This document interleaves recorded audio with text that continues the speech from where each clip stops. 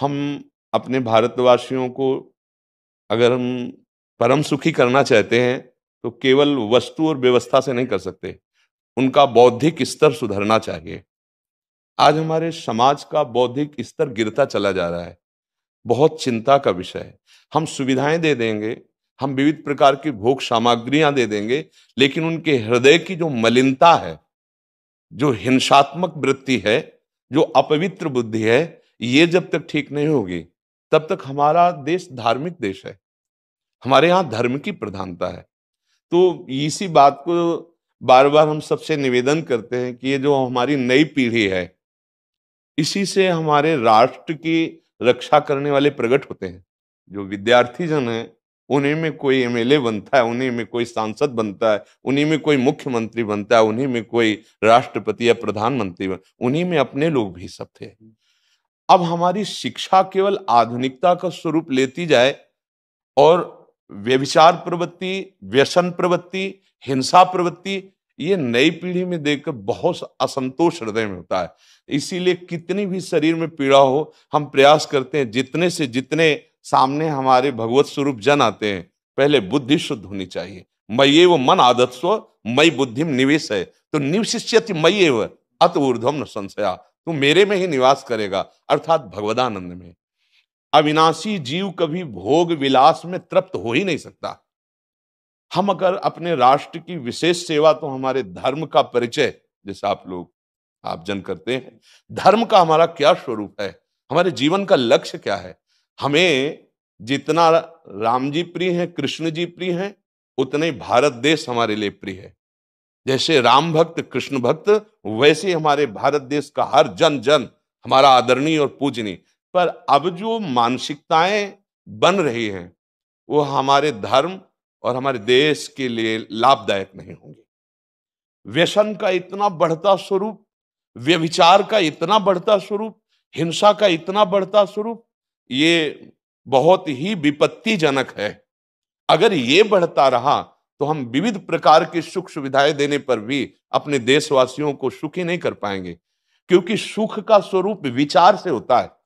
सुख और दुख की स्थिति सत्य नहीं है, आगमा पाइनो अनित्यास, लेकिन हमारा विचार, और विचार हमारा गंदा हो रहा है। बस हमारा उद्देश्य यही है कि हमारे देशवासियों का विचार शुद्ध होना चाहिए।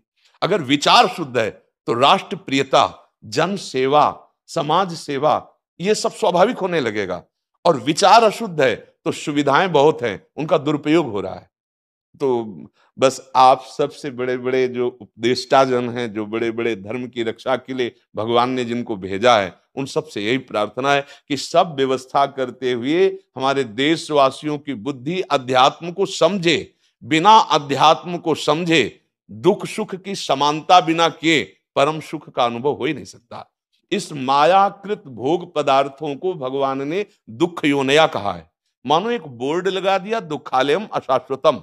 और हम सब यही चाहते हैं कि लौकिक भोगों को भोगने से ही हमारा राष्ट्र सुखी हो जाएगा या हम सुखी हो जाएंगे। नहीं, लौकिक भोगों को पूजन सामग्री बना करके और साध्य सच्चिदानंद प्रभु को रखा जाए तो आनंद की उमंगन हो जाएगी। बहुत सुंदर मानव जीवन का स्वरूप है, जिसे देव दुर्लभ कहा गया। दुर्लभो मानुषो देहो, लेकिन क्या दुर्लभता शब्द स्पर्श रूप रस गंध इन्हीं विषय के भोगने की या इन्हीं सुविधाओं के लिए दुर्लभ कहा गया? दुर्लभ है किसी सच्चिदानंद सुख के लिए। और उस सुख को तो हम भूले हुए, एकदम बहते हुए शब्द स्पर्श रूप रसगंध के प्रवाह में चले जा रहे हैं और इसी को सौभाग्य समझ रहे हैं कि हमें सुख प्राप्त हो रहा है। नहीं, हम सबसे प्रार्थना करते हैं कि आप अपने धर्म को समझिए। आप अपने स्वा को जहां जहां स्थापित करते चले जा रहे हैं, आप उसे गंदा करते चले जा रहे हैं। मदिरा में, हिंसा में, द्यूत कीड़ा में, बेविचार में, इसे दोष नहीं समझा जा रहा आज।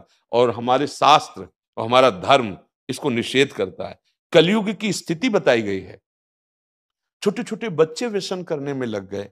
आज स्कूली विद्यार्थी जिनको ब्रह्मचर्य से पुष्ट होना चाहिए, वो ब्रह्मचर्य नष्ट कर रहे हैं। ये बड़ा चिंता का विषय है। हमारे देश के लिए जो जवान चाहिए, हमारे देश के लिए जो भक्ति चाहिए, उसमें बुद्धि और शरीर बल दोनों होना चाहिए। शरीर बल क्षीण हो रहा है क्योंकि व्यभिचार प्रवृत्ति में बहुत कमजोर अवस्था में, जैसे गेहूं की फसल है और गलेथ में काट ली जाए, तो न दाना मिलेगा न सही भूस मिलेगा। ऐसे ही 20 वर्ष की अवस्था तक यदि ब्रह्मचर्य नष्ट कर दिया जाए तो वो गृहस्थ के योग्य में नहीं रह सकता। राष्ट्र सेवा की क्या बात है।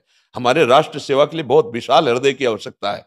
हमारे शरीर को बहुत स्वस्थ रखने की आवश्यकता है, तभी हम समाज सेवा, राष्ट्र सेवा। तो शरीर और बुद्धि दोनों का स्वस्थ होना बहुत आवश्यक है।